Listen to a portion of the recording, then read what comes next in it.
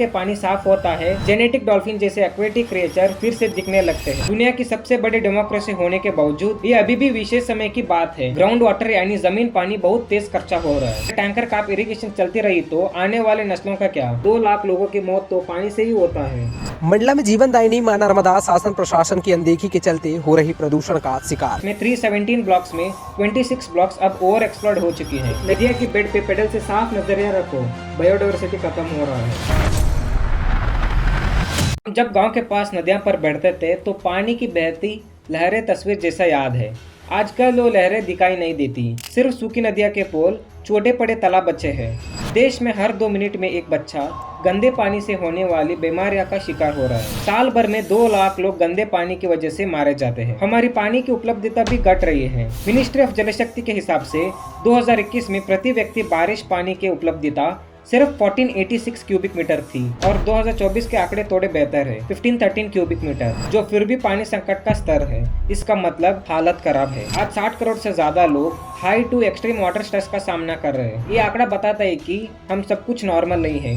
By the year 2030, 40% of all of India could have no water. India के पानी की ये समस्या कैसे पहुंची? इसका बड़ा कारण है जलवायु परिवर्तन। हिमालय का बर्फ तेजी से पिघल रही है।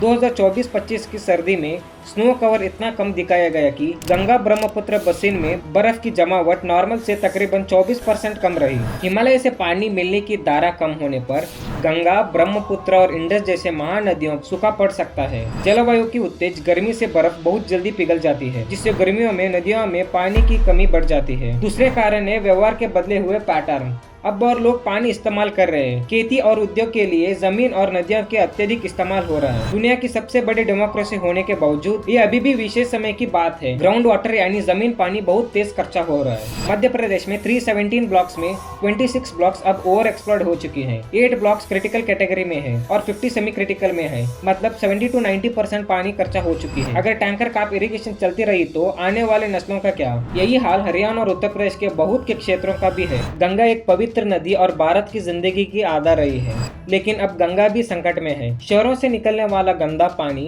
इंडस्ट्रियल एफ्लुएंट्स और कचरा इस पर चढ़ गया है। गंगा बसिन भारत के 26% क्षेत्र का है। मध्य प्रदेश, उत्तर प्रदेश, बिहार, वेस्ट बंगाल, सबकी जान जिंदगी गंगा से जुड़ा है। नमामि गंगे जैसे सरकारी योजना के बावजूद गांव-गांव में नाला लगा नहीं, घास बाट से पानी निकलता है। नमामि गंगे ने गंगा को बचाने के लिए अब तक 127 प्रोजेक्ट्स और 152 सीवेज ट्रीटमेंट प्लांट्स पूरे किए हैं, जिससे 3446 million litre per day sewage treat करने की क्षमता बन गई है। नाम तो बड़ा है पर मुश्किल भी बड़ी है। इससे पहले गंगा के तट पर पड़ने वाले क्षेत्रों में अनट्रीटेड सीवेज और सड़क के कचरा गिरता था। अब स्थिति सुधर गई है। प्रयागराज में ट्रीटमेंट कैपेसिटी 268 mld से बढ़कर 348 mld हो गई और गंगा के कचरे नालों से होने वाली प्रदूषण काफी कम हुआ। जब गंगा के पानी साफ होता है, जेनेटिक डॉल्फिन जैसे एक्वेटिक क्रिएचर फिर से दिखने लगते हैं। जेनेटिक डॉल्फिन की संख्या 3330 से बढ़कर 3936 हो गई है। ये उम्मीद जगत है कि अगर साफ पानी चला तो जीव जंतु वापस आ सकते हैं।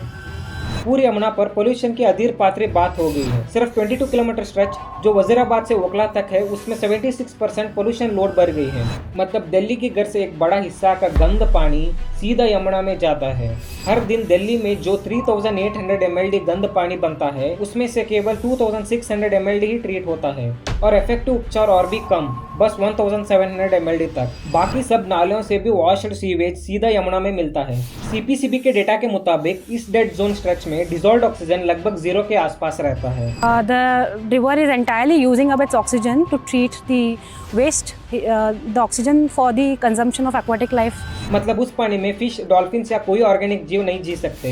यहाँ तक कि नेशनल एक्वाटिक एनिमल्स यमुना के जेनेटिक्स डॉल्फिन दिल्ली के हिस्सों से गायब हो गया। दिल्ली में कोशिश है 2025 तक 100% सीवेज ट्रीटमेंट का और लोग समुदाय ने रैलीज की, लेकिन अभी बहुत लंबा सफर है। खेती से प्रदूषण भी यमुना पे है। गाजियाबाद, फरीदाबाद की इंडस्ट्रीज और खेतों से केमिकल रन ऑफ भी आता है। लोगों की हेल्थ बिगड़ रही है। बीमारी फैल रही है। नर्मदा भारत के लंबे रिवर और पश्चिम भारत के लिए बहुत महत्वपूर्ण है, पर नर्मदा बस गुजरी बनी है। मंडला में जीवनदायिनी मां नर्मदा शासन प्रशासन की अनदेखी के चलते हो रही प्रदूषण का शिकार। समझे पूर्व मध्य प्रदेश में जहां बोरवेल सूख गई है, जिन्हें नर्मदा खिलाने भी लगी है। जियोलॉजिस्ट कीजी व्यास कहते हैं कि नर्मदा और जेनेटिक्स बसिन दोनों में ग्राउंड वाटर ओवर एक्सट्रैक्शन का वायरस फैल गया है। असल बात यह है कि नर्मदा पर हमेशा 85,000 आसपास लिफ्ट एंड पंप्स चलते हैं, जो सीधे नदी पे पानी को खींच रखते हैं। इनकी वजह से नदी में पानी की कीमत बढ़ गई है। हर दिन लोग पंप लगा के पानी लेते हैं। ग्राउंड वाटर की हालत भी देखिए। नर्मदा की बसन में कुछ ब्लॉक्स तो क्रिटिकली ओवर एक्सप्लॉइटेड है, मतलब अवेलेबल पानी पूरा खर्चा हो गया। जल निकलने के लिए ज्यादा पानी खींचने वाली कारण खेती प्रभावित हो रही है। 1000 लीटर रुपया के पंप यूज करने वाले किसान धरती से पानी खींच रहे हैं, मगर धरती दे नहीं रही। और पानी की कमी से केवल पौधे नहीं सूखेंगे, खुद भी हैवी केमिकल्स भर देते हैं सॉइल में, जैसे फ्लोराइड और मर्क्यूरी ग्राउंड वाटर में मिलने लगे हैं। खेती तो दूर, लोगों को सिर्फ मछली पालने की कमाई पर भी संकट हो गई है, क्योंकि मछलियां भी नदी के जहरीले पानी में मर रही। नदी की बात तो बहुत हुई, लेकिन छोटी नदियां भी अपने मामले में जवान परेशान झेल रहे हैं। महाराष्ट्र का इंद्राणी नदी का हाल सोचिए।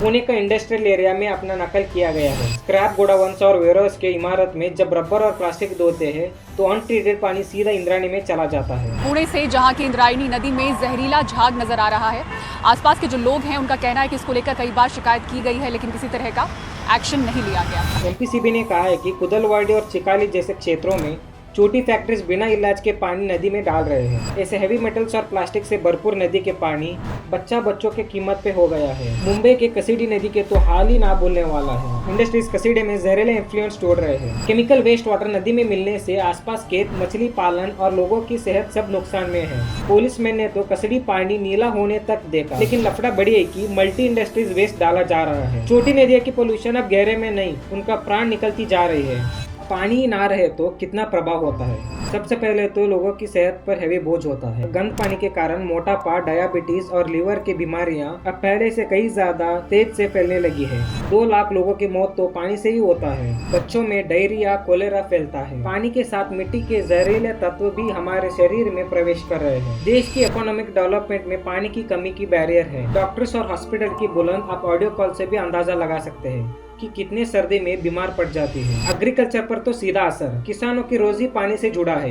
एक अध्याय के मुताबिक जिन किसानों के वेल सूख गए, उनका फसल की कमाई लगभग 25% गिर गई। पानी के कमी के कारण उनके कम जमीन पर कम क्रॉप्स बोया और अधिक भाग ऑफ फार्म काम आ गए, यानी खेती में असर ही नहीं, उनका पूरा जीविका धंधा बदल रहा है। बायोडाइवर्सिटी भी हालत बेकार है, लेकिन कुछ उम्मीद की बात है।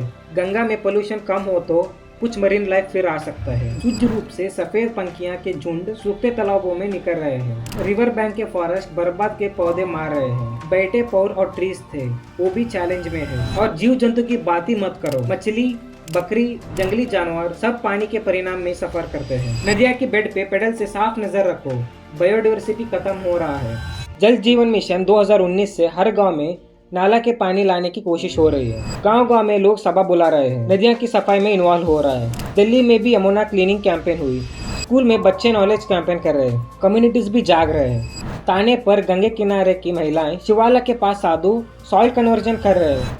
जैविक खेती और ऑर्चर्ड उगाए जा रहे हैं जो कम पानी में चल सके। ड्रिप इरिगेशन जैसे पानी बचाओ विद्याओं से अनेक किसान लाभ उठा रहे हैं। शिक्षा में बदलाव आए। हर स्कूल में बच्चों को पानी बचाने की शिक्षा दी जा रही है ताकि वो बड़े होकर जिम्मेदारी नागरिक बने। कुछ नदियां तो खुद एक जवान रूप में फिर से उभरने लगा है, जैसे वेस्ट बंगाल के सबरमती बसिन में क्लीन वाटर फ्लोज कोशिश किया जा रहा है। नर्मदा बसिन में रिन्यूएबल एनर्जी से पानी कन्वर्जेशन स्कीम लिया जा रहा है। UNICEF और WHO भी भारत में पानी की स्टैंडर्ड सुधारने में मदद दे रहे हैं। सब मिलकर कदम नहीं उठाएंगे, नदिया की पुकार वही कहीं दूर तक गई, धूल में दबेगी। ये हमारा घर, हमारा देश, हमारा विरासत है। बच्चों के लिए, आने वाले जीवन के लिए हर बूंद पानी कीमत समझनी होगी। आइए आज से हम पानी बचाने शुरू करें, नल बंद करें, पौधे लगाकर, ज्यादा प्लास्टिक ना खरीदकर, अपनी आदत बदलकर सेफ वाटर के लिए अवेयरनेस फैलाएं। सिर्फ सरकार नहीं, हम भी हमारी नदियों के रखवाले हैं। कल तालाब खाली मिलने का दर्द, टूटे पड़ोसी का हिस्सा, बेचारी मजदूरी का दंड, ये सब खत्म कर सकते हैं। नदियों की वो हरा रंग, वो डूबते हुए सूरज की रोशनी, सब फिर से जीवित हो सकता है। पर ये तब भी होगा जब हम आज से हिम्मत जोड़कर